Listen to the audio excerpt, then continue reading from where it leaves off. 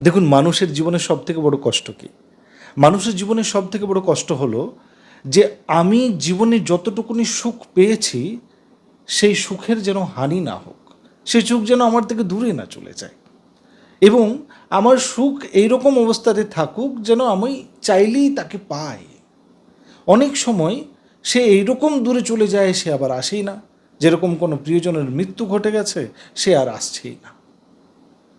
তো মানুষের জীবনে কষ্ট তখন বাড়ে যখন তার লালসার থেকে তৈরি যে জিনিসগুলো রয়েছে, তার কামনার থেকে তৈরি যে জিনিসগুলো রয়েছে, তার জীবনে ভালোবাসার যে জিনিসগুলো দিয়েছে, সেই জিনিসগুলো তাকে অনেক বেশি সুখ দিয়েছে, সেই জিনিসগুলোর থেকে তার দূরত্ব যখন বাড়তে আরম্ভ হয়, তার জীবনে দুঃখের যে সীমা রয়েছে সেটা বাড়তেই থাকে, সেটা আর কমে না। আর তখন মানুষ ভাবে যে আমার এই জীবন বৃথা। প্রত্যেকটা মানুষ, আপনি লক্ষ্য করে দেখবেন, প্রত্যেকটা মানুষ, আমি আপনি সবাই বাঁচার যে আনন্দ আছে সেটাকে নিচ্ছি কেন? কেন নিচ্ছি? কারণ কিছু জিনিস আছে যেটা বলছে যে এখন কিছুদিন বেঁচে থাকো। কিছু মানুষ সেই যে ভালোবাসাগুলো রয়েছে, সেই যে চাওয়া পাওয়াগুলো রয়েছে, সেটাকে ভালোবাসা বলছি আমার ল্যাঙ্গুয়েজে, কিন্তু আপনারা আমার ল্যাঙ্গুয়েজের মধ্যে যে ভালোবাসা সেটা কিন্তু জগতের ভালোবাসা নয়, সেটা একরকমের মোহ। তো সেই জিনিসগুলো যতক্ষণ আমার কাছে আছে সেটার উপভোগ করি, আর তার জন্যই আমি বেঁচে রয়েছি। আর সেই জিনিসগুলো যদি আমার থেকে দূরে চলে যায় তাহলে আমার বেঁচে থাকার কোনো মানে কোনো রকমের কোনো মানেই নেই। আপনি দেখবেন যে একটা সুস্থ মানুষ বিভিন্ন রকমের চাওয়া পাওয়াগুলোকে নিয়ে খেলতে আরম্ভ করে, আর এই জগতে থাকতেই তাকে অনেক বেশি ভালো লাগে। আর হঠাৎ করে যখন তার কাছে এরকমের অসুখ ব্যাধি ধরা পড়ে, যেটাতে সে বুঝে গেছে যে আর আমার এখানের থেকে কোনো পথ নেই, তখন সে বলে যে এবারে চলে গেলেই ভালো হয়। তখন আর কিছু ভালো লাগে না, কারণ যে জিনিসটাকে নিয়ে সে ভালোবাসাটাকে জড়িয়ে রেখেছে, সেই জিনিসটার যে দূর যাওয়ার যে প্রসেস রয়েছে সেটা আরম্ভ হয়ে গেল, তো লাগে যে আর এই জগতে কিছু নেই। কিন্তু মানুষ এই কষ্টকে পাওয়ার সব থেকে বড় কারণ জন্ম দেয় নিজে, যে মনের মধ্যে ভয় রেখেছে। এবং এত বড় বড় কথা বলার পেছনে কারণ এটা হলো যে মানুষের এই যে ভয়, সে ভয় যায় কখন, কী কারণে? যখন সে ভয়টাকে সব থেকে আগে রাখবে, এই সামনে, এই নিকটে রাখবে। আপনি দেখবেন যে যারা তন্ত্র সাধনা করে, তাদের দেখবেন যে অমাবস্যাতে বিশেষ পুজো করছে।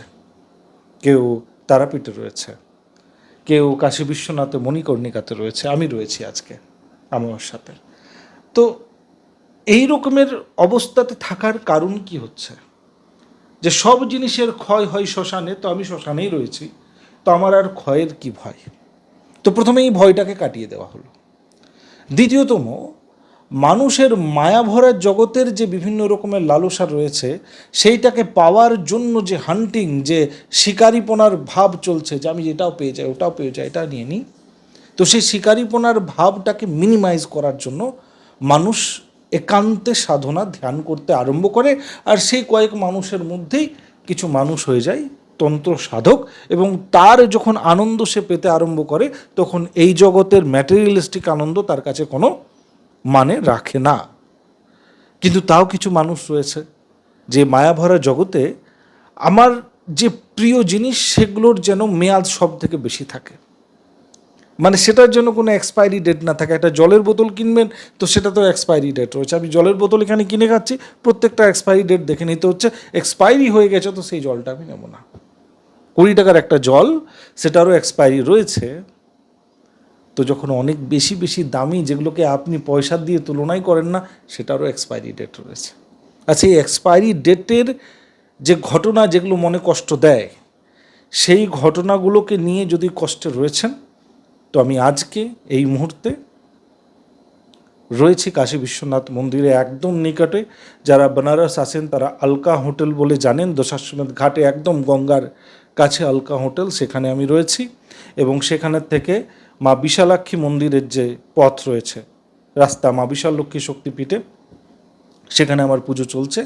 যদি আপনারা আমার সাথে দেখা করতে চান, কিন্তু ম্যাটেরিয়ালিস্টিক জিনিসের চাওয়া পাওয়ার নিয়ে দেখা করবেন না, যে আমার হঠাৎ করে লটারি হয়ে যাক, আমার হঠাৎ করে অনেক এরকম জিনিস হয়ে যাক যেটা অন্যান্য মানুষের কাছে নেই, এরকমের জন্য আসবেন না।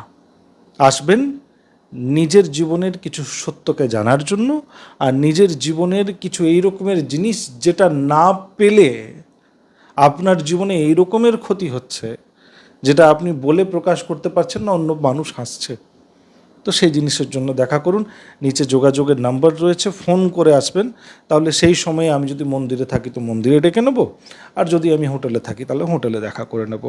আজকে রয়েছি 12 তারিখ ছিলাম, 13 তারিখ ছিলাম, 14 তারিখ রয়েছি এবং 15 তারিখ অবধি আমি আছি।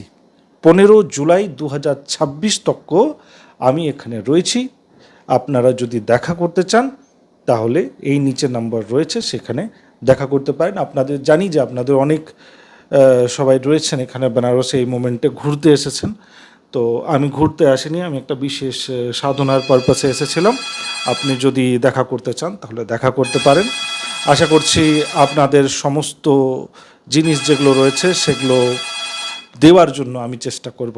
আবার দেখা হচ্ছে একটা অন্য ভিডিওতে। জয় বাবা মঙ্গলকারী, লোকনাথ ব্রহ্মচারী।